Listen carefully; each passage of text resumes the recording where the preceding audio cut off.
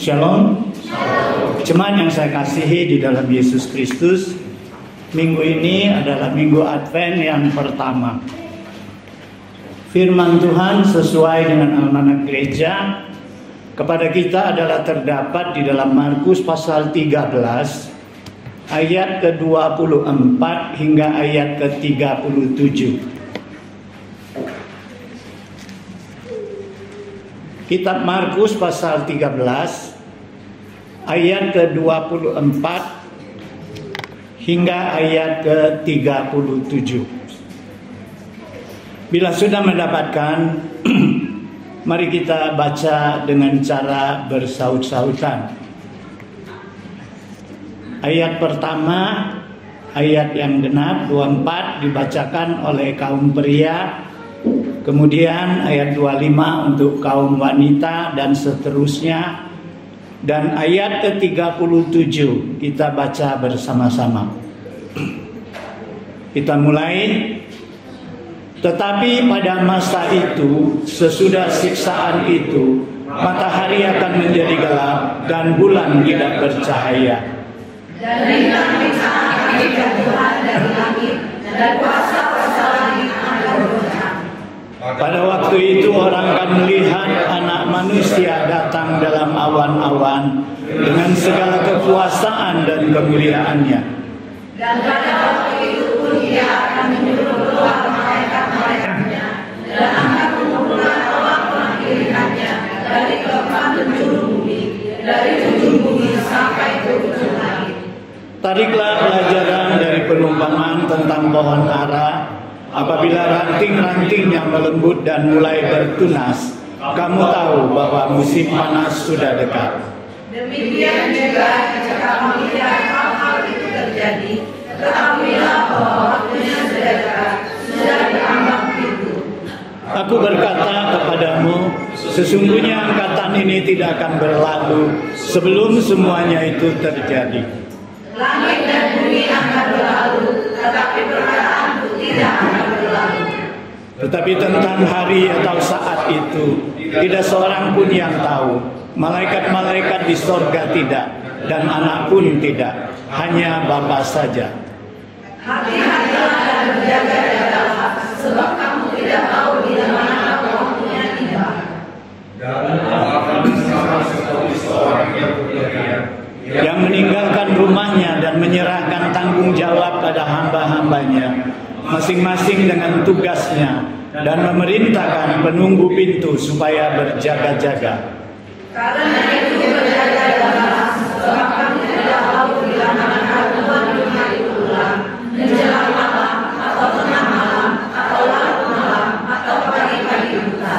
Supaya kalau Ia tiba-tiba datang, jangan kamu didapatinya sedang tidur. Kita baca bersama apa yang kamu katakan kepada semua orang, berjaga-jagalah.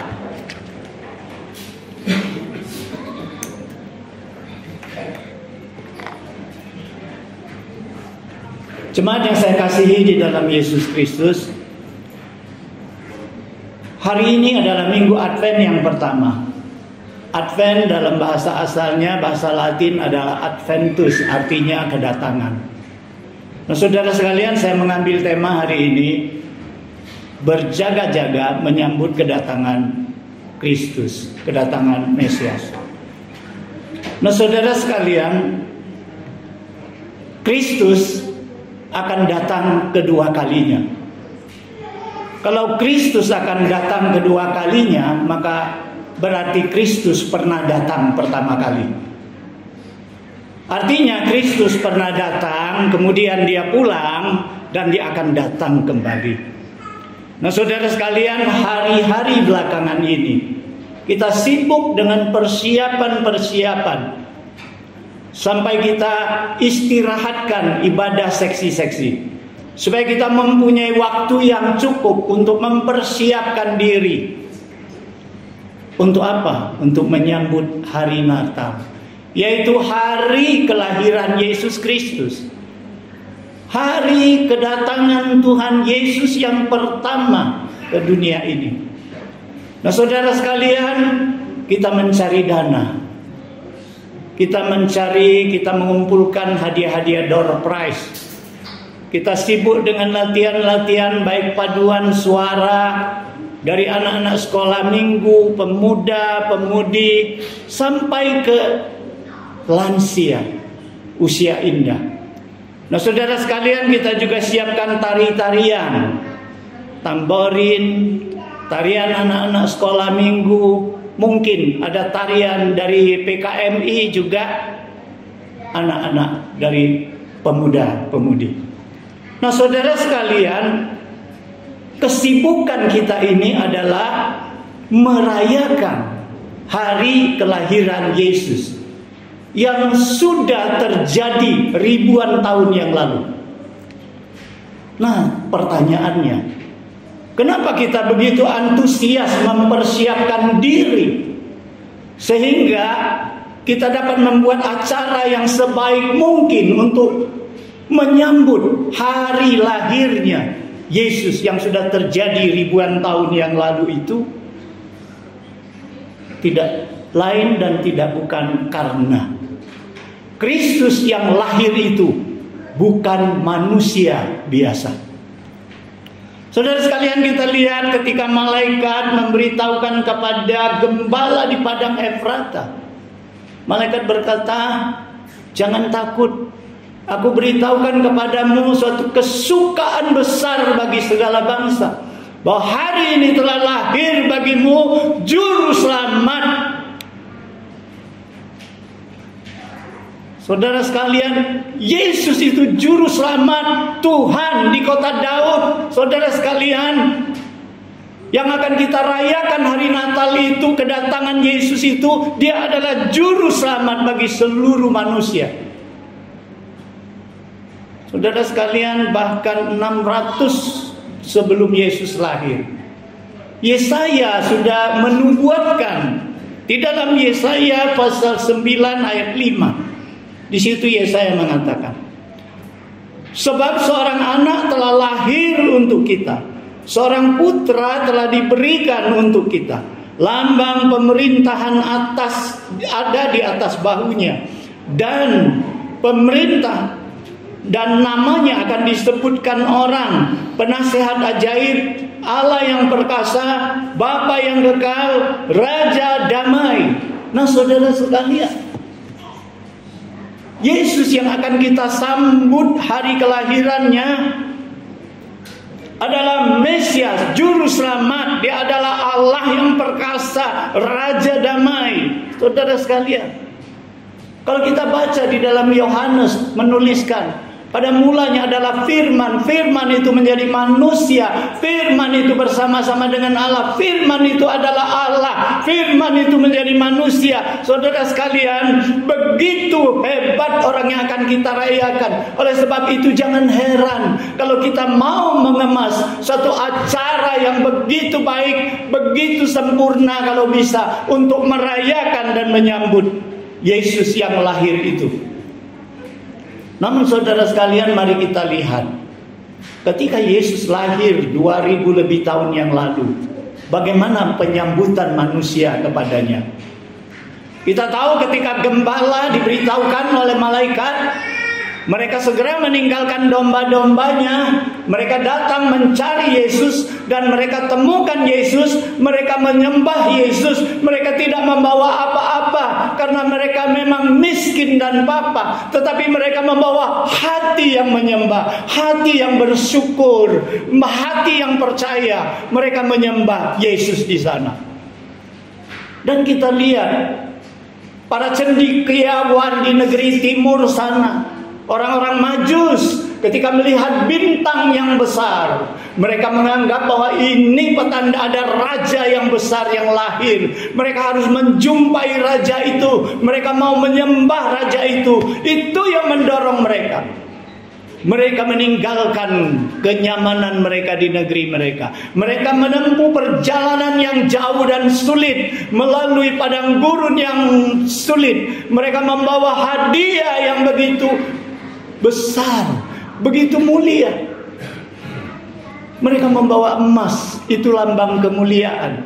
Mereka bawa kemenyan, itu lambang penyembahan. Mereka bawa mur, itu lambang pengurapan. Mereka datang mencari, mereka melihat, dan mereka mengikuti bimbingan daripada bintang itu sampai ke kota Yerusalem. Tiba-tiba bintang itu lenyap. Mereka bingung, mereka cari, mereka bertanya ke sana kemari, di mana raja orang Yahudi yang lahir itu? Saudara sekalian, ketika mereka mendapat tahu bahwa Yesus lahir di Bethlehem dari kaum imam, maka mereka pergi menjumpai Yesus. Mereka menyembah Yesus. Mereka memberikan hadiah, mereka memberikan penghormatan, penyembahan kepada Yesus. Tetapi kita melihat bagaimana dengan Herodes. Ketika dia mendengar berita bahwa ada raja yang lahir, Alkitab mengatakan Herodes dan seluruh kota Yerusalem menjadi ketakutan. Saudara sekalian, kenapa mereka takut? Herodes takut karena sebagai raja, kalau ada raja baru yang lahir, ini berarti saingan berat bagi dia. Saudara sekalian, sekalipun dia berkata kepada Majus, pergilah, carilah ke Bethlehem sesuai apa yang dinubuatkan oleh para nabi. Kalau ketemu bayi Yesus, raja itu, beritahukan aku biar aku pergi menyembah dia. Sekalipun dia berkata demikian, tetapi apa yang dia lakukan ketika para Majus tidak lagi memberitahukan kepada Raja Herodes? Herodes mengutus serdadu ke Yerusalem, ke Bethlehem. Semua anak bayi dari umur 0 sampai ke umur 2 tahun dibasmi, dibunuh semua. Anak laki-laki. Saudara sekalian, inilah penyambutan daripada Raja Herodes. Kita tahu kenapa rakyat-rakyat penduduk di Yerusalem menjadi ketakutan. Karena mereka pikir kalau ada perebutan kekuasaan, maka mereka tidak akan tenang lagi hidup. Akan kacau. Mereka takut. Nah, saudara sekalian, jadi dua tipe manusia menyambut Yesus pada saat itu. Yesus adalah Raja yang mulia. Dia adalah Mesias, Juru Selamat dunia. Dia begitu agung. Tetapi dia lahir di kandang domba. Dia lahir sebagai di kandang hewan. Dia dibaringkan di palungan. Saudara sekalian, dia lahir dalam suasana yang sunyi senyap. Saudara sekalian, malaikat memberitahu bahwa dia adalah juru selamat. Tetapi penyambutan ada dua versi. Saudara sekalian, hari ini ketika kita sibuk merayakan Natal, kita sibuk membuat acara-acara yang terbaik bagi Tuhan. Yang penting bukan acaranya. Di sini yang dikatakan kepada kita, yang penting adalah sikap hati kita. Yohanes mengatakan, ketika Yesus datang ke dunia, dunia tidak mengenalnya. Apakah memang dunia tidak mengenalnya? Memang. Dunia tidak mengenal bahwa Yesus yang lahir itu, bayi yang lahir itu adalah Mesias. Dunia tidak kenal. Dunia menolak, tidak kenal. Saudara sekalian, dia datang kepada bangsa pilihannya, kepunyaannya, tetapi bangsa kepunyaannya tidak menerima dia. Saudara sekalian, bangsa Israel sebagai bangsa pilihan Allah, mereka sama sekali tidak mau menerima bayi yang lahir di kandang hewan itu adalah Mesias yang dijanjikan Allah kepada mereka. Nah, saudara sekalian, sikap hati sangat penting. Yohanes mengatakan, sekalipun demikian, Yesus datang ke dunia, dunia tidak mengenal. Yesus datang kepada umat pilihannya, mereka tidak menerimanya. Tetapi Yohanes mengatakan kepada siapa yang menerima dia, siapa yang percaya kepadanya, kepada mereka diberikan hak menjadi anak-anak Allah. Jadi hari ini saudara sekalian, jangan sampai ketika kita sudah mengemas acara begitu baik, kita sudah menyediakan perayaan begitu meriah, tetapi kita belum juga diberikan hak menjadi anak-anak Allah. Karena apa? Karena hati kita belum terbuka, belum menerima Yesus sebagai juru selamat, belum percaya dan menerima dia. Nah saudara sekalian, lalu apa kaitannya dengan bacaan kita hari ini tentang kedatangan Yesus yang kedua kali? Karena perikop kita hari ini sesuai dengan almanak gereja, kita dituntut untuk merenungkan tentang menyambut Yesus datang kedua kali. Apa kaitannya dengan kesibukan kita merayakan Natal? Yesus datang pertama kali. Nah saudara sekalian, kita ingat ketika Yesus ada di dunia, menjelang akhir hidupnya, Yesus berkata kepada muridnya, jangan gelisah hatimu, jangan takut, aku pergi adalah menyediakan tempat bagimu. Apabila aku sudah menyediakan tempat, aku akan datang menjemput kamu, supaya di mana aku berada, kamu pun berada. Saudara sekalian, ketika Yesus diangkat ke surga, Yesus mengatakan kepada mereka, sebagaimana kamu melihat aku terangkat ke surga, seperti itulah aku akan datang. Saudara sekalian, dalam pembacaan kita ini, Yesus menubuatkan kedatangannya. Saudara sekalian, ketika itu murid-murid dengan Yesus masuk ke bait suci. Kita tahu bait suci yang Yesus masuk dengan murid-muridnya adalah bait suci kedua. Karena bait suci pertama sudah dihancurkan oleh Raja Nebukadnezar. Nah saudara sekalian, bait suci kedua ini adalah dibangun begitu megah oleh Herodes Agung.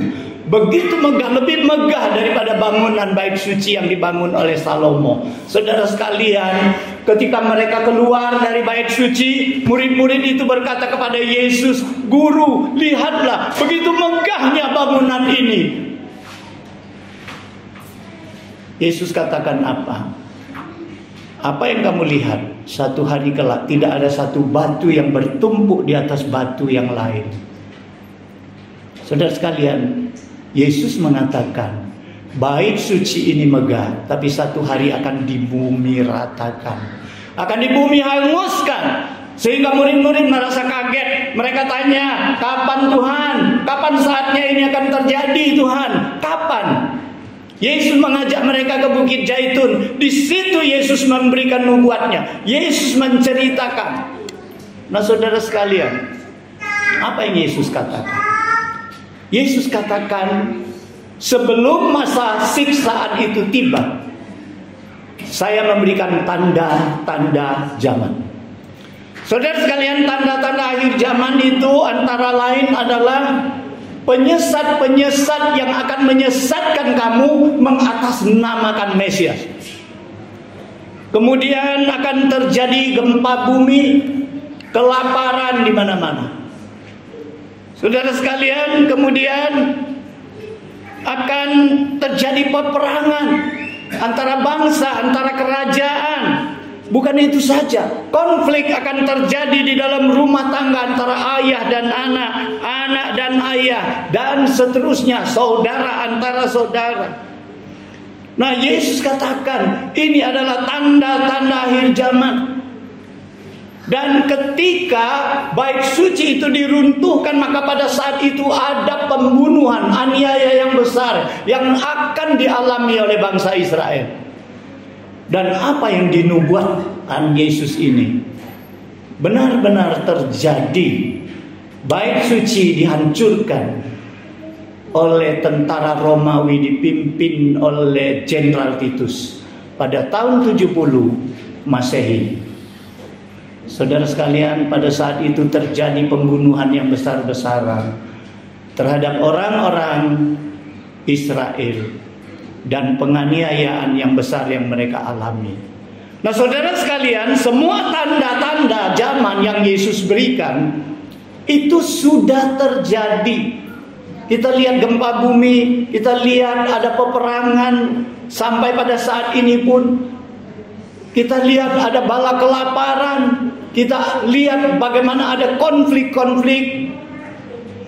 Saudara sekalian, hanya satu yang Yesus katakan, Injil harus diberitakan kepada seluruh bangsa. Itu yang belum selesai. Nah, saudara sekalian, Yesus katakan, kemudian Yesus menubuatkan, setelah masa itu dia akan datang. Waktu Yesus datang, situasinya bagaimana? Matahari dan bulan akan hilang sinarnya, akan menjadi gelap. Kemudian bintang-bintang akan berjatuhan. Kemudian kuasa langit akan menjadi guncang. Saudara sekalian, pada saat itu Yesus anak manusia akan datang di dalam awan beserta malaikat-malaikatnya. Dan pada saat itu orang-orang yang percaya, orang-orang pilihan Allah akan dikumpulkan dari seluruh pelosok dunia, dari sudut bumi sampai ke sudut langit. Nah, saudara sekalian, Yesus secara global memberikan suatu nubuat, gambaran bahwa kedatangannya akan tiba. Pada saat itu murid-murid bertanya, kapan Tuhan saat itu akan tiba? Kapan itu akan terjadi? Yesus katakan, tidak ada seorang pun yang tahu. Malaikat pun tidak, aku pun tidak. Hanya Bapa yang tahu. Nah, saudara sekalian, di sini Yesus akan katakan, kalian tidak perlu menghitung-hitung, mereka-reka kapan itu datang.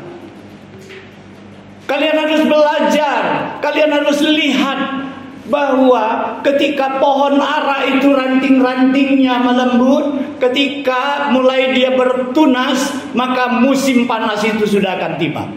Nah, saudara sekalian, di sini Yesus mau katakan apa? Kita harus jeli melihat tanda zaman.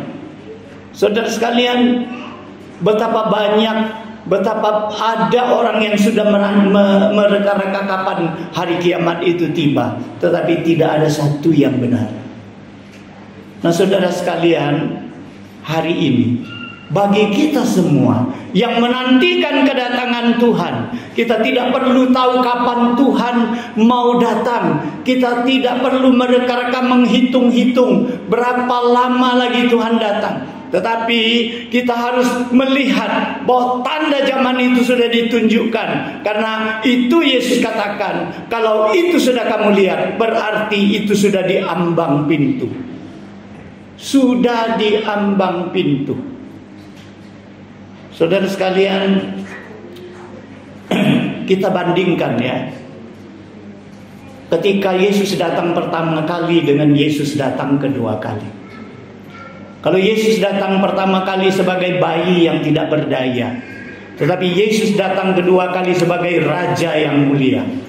Dengan kemuliaan dan kuasanya, Yesus ada di dalam awan dan turun ke dunia. Betapa beda besarnya.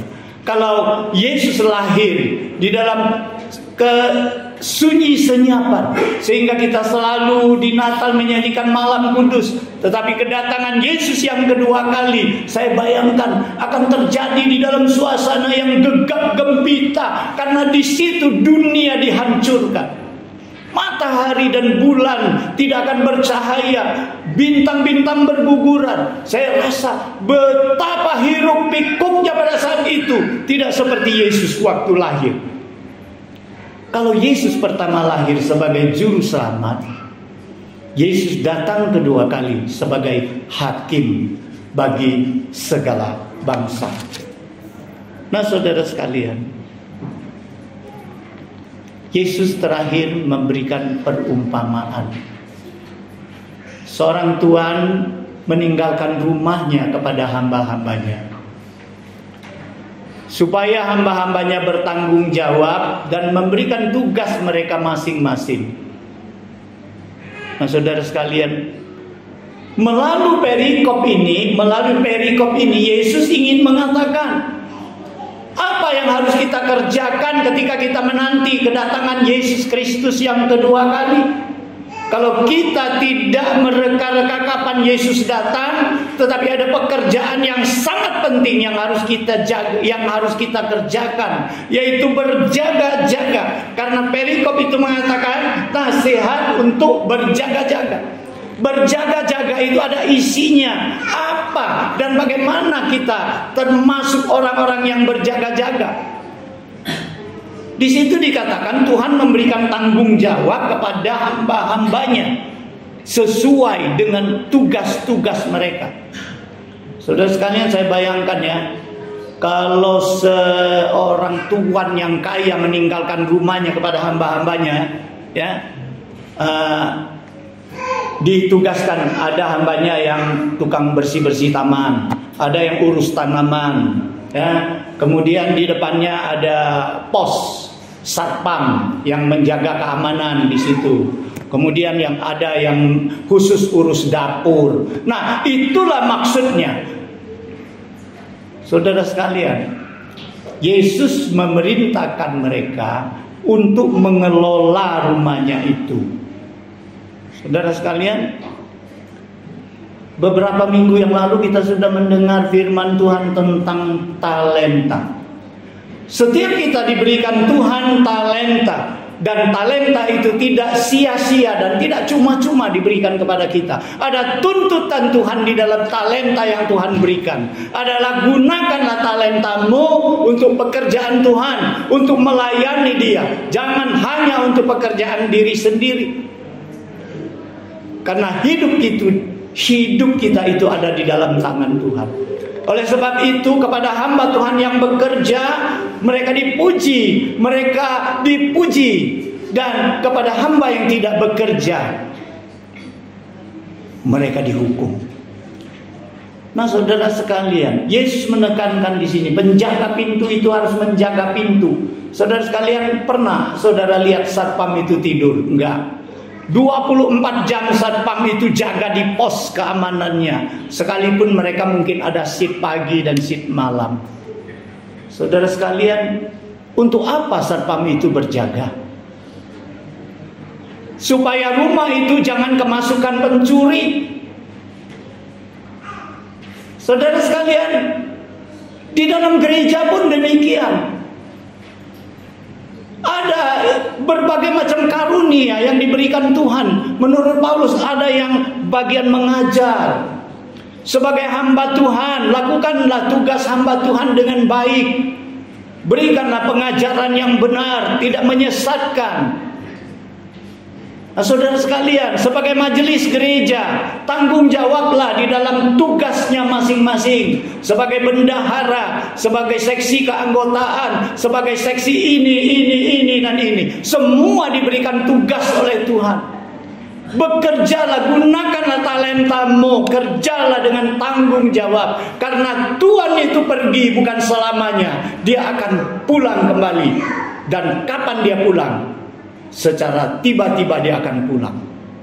Dan waktu dia pulang, dia tidak mengharapkan bertemu dengan kita saat kita sedang tidur. Nah, saudara sekalian, talenta harus kita kerjakan. Kemudian yang jaga pintu juga harus jaga. Jangan ada ajaran sesat masuk ke dalam gereja. Karena pada saat ini ajaran sesat itu bertubi-tubi. Baik di media sosial, kalau kita mendengar, ya banyak sekali ajaran-ajaran yang sebenarnya telah menyimpang daripada firman Tuhan. Itulah gunanya penjaga. Kenapa penjaga disuruh jangan tidur? Jaga. Sebenarnya apa? Ada satu lagi. Jaga ketika Tuhan itu pulang. Penjaga itu dengan segera membukakan pintu. Bayangkan kalau Tuhan itu pulang, dia ketuk pintu, penjaganya pada tidur. Nah, saudara sekalian, kenapa tidak dianjurkan? Jangan ketika Tuhan datang, kedapatan kita lagi tidur. Apakah orang Kristen tidak perlu tidur? Harus berjaga-jaga terus? Bukan itu artinya. Ya, bukan itu artinya. Karena kita lihat, kalau tidur Ada kelemahan dari tidur itu apa? Kalau orang tidur hilang kewaspadaan. Itu sebabnya kalau kita lihat kalau gempa bumi ya, kalau gempa bumi itu terjadi di tengah malam, biasanya korban nyawa pasti lebih banyak. Karena apa? Orang pada tidur. Tapi kalau terjadi di siang hari, kita lihat kan di TV, gempa bumi terjadi, dari kantor semua orang keluar, dari rumah lari keluar. Karena apa? Mereka dalam berjaga-jaga pada saat itu dalam kesadaran. Nah itu maksud Tuhan. Jangan tidur di dalam kerohanianmu. Sehingga ketika Tuhan datang, ketika ajaran sesat datang, ketika pencobaan datang, ketika iblis mau menyerangmu, engkau tidak waspada. Tidur. Kalau tidur namanya tidur, pasti nggak bisa bekerja. Nggak ada orang sambil tidur sambil bekerja. Nah, Tuhan mau kita bekerja. Oleh sebab itu Paulus mengatakan, kerjakanlah keselamatanmu dengan takut dan gentar. Kerja, beritakan Injil baik waktunya atau tidak baik waktunya. Siap sedia. Paulus mengatakan, kalau aku diberi hidup, aku akan bekerja menghasilkan buah. Itu maksud Tuhan. Jangan tidur. Kita setiap saat berjaga-jaga. Kita setiap saat menghasilkan karya buat Tuhan. Karena orang yang tidur, kata Amsal Sulaiman apa? Di Amsal mengatakan, tidur sejenak, lipat tangan sejenak, maka kemiskinan itu akan datang seperti pencuri, seperti orang yang membawa senjata. Saudara sekalian, kita harus berjaga-jaga. Lalu Yesus mengatakan apa? Dia menutup ajarannya. Sekalipun kamu tidak tahu kapan aku datang, tetapi aku pasti datang. Saudara sekalian, oleh sebab itu Yesus katakan apa? Bumi, langit dan bumi bisa berlalu, tetapi perkataanku, firmanku tidak akan berlalu. Jadi sekalipun kita tidak tahu bahwa Tuhan kapan datang, tetapi kita tahu Tuhan pasti akan datang. Oleh sebab itu berjaga-jagalah. Kalau kita baca di dalam perikop terakhir, nasihat supaya berjaga-jaga, kita perhatikan berjaga-jaga. Tulisan itu sampai 4 kali ditekankan oleh Yesus. 4 kali muncul di dalam perikop itu, berjaga-jagalah. Dan Yesus katakan apa? Aku berkata kepadamu, berjaga-jagalah. Tetapi aku juga berkata kepada semua orang, berjaga-jagalah. Nah saudara sekalian, apakah Yesus waktu di dunia sudah berhasil berkata kepada semua orang, berjaga-jagalah? Belum. Karena pekerjaan Yesus hanya sekitar Galilea. Yesus hanya berkata kepada murid-muridnya dengan orang yang mengiringi dia. Saudara sekalian, lantas kenapa Yesus katakan, aku berkata kepadamu, aku juga berkata kepada semua orang? Itu artinya tugas menekankan, tugas itu ditekankan, diberikan kepada murid-muridnya, agar tugas memberitakan Injil, memberitakan berita Tuhan kepada semua orang. Itu tugas kita semua. Nah, saudara sekalian, kita lihat murid-murid sudah menulis Alkitab, menjelaskan tentang perkataan Yesus. Tapi apakah firman Tuhan sudah mencapai ke semua bangsa? Belum. Itulah tugas kita. Mungkin itulah yang menyebabkan kenapa ribuan tahun Yesus katakan kerajaan Allah sudah dekat, tetapi belum datang-datang. Karena Yesus katakan di dalam kesulitan yang bagaimanapun, di dalam penderitaan bagaimanapun, Injil harus diberitakan kepada semua bangsa. Ini yang belum terjadi, ini yang belum selesai. Oleh sebab itu tanggung jawab kita adalah beritakan Injil ini. Oleh sebab itu Yesus katakan, kukatakan kepada semua orang, berjaga-jagalah. Semoga firman Tuhan hari ini, ketika kita merayakan Natal, kedatangan Yesus yang pertama, kita ingat bahwa kedatangan Yesus kedua kali akan tiba. dan itu akan segera. Oleh sebab itu mari kita berjaga-jaga. Kita lakukan pekerjaan Tuhan, memakai talenta yang Tuhan berikan. Kemudian kita menjaga diri kita supaya tidak disesatkan dan kita tidak jadi penyesat kepada orang lain. Kemudian kita tetap beritakan firman Tuhan agar semua orang sama-sama berjaga-jaga menanti kedatangan Tuhan. Mari kita berdoa. Bapa di surga, kami bersyukur kepadamu Tuhan. Kami mohon firman-Mu hari ini boleh menjadi berkat bagi kami, sehingga kami selalu diingatkan untuk berjaga-jaga menanti kedatangan-Mu yang kedua kali. Kami bersyukur Tuhan bahwa kami percaya bahwa janji-Mu tidak akan ingkar. Engkau akan datang kembali, Engkau akan menjemput kami, sehingga di mana Engkau berada kami pun berada. Terima kasih Tuhan, biarlah ketika Engkau datang kami dalam siaga penuh. Kami tidak kedapatan sedang tidur, tetapi kami sedang mengerjakan pelayanan-Mu. Kami sedang waspada, karena Engkau datang bisa saat kami mengembuskan napas kami yang terakhir. Karena Engkau datang bisa pada saat Engkau datang kami masih hidup. Tetapi Tuhan, hidup kami di tangan Tuhan. Kami tidak tahu berapa lama Engkau memberi kami kehidupan. Kami tidak tahu berapa lama Engkau akan datang kepada kami. Biarlah Tuhan, sebelum Engkau datang kami sudah siap. Terima kasih Tuhan. Di dalam Yesus Kristus kami berdoa. Amin.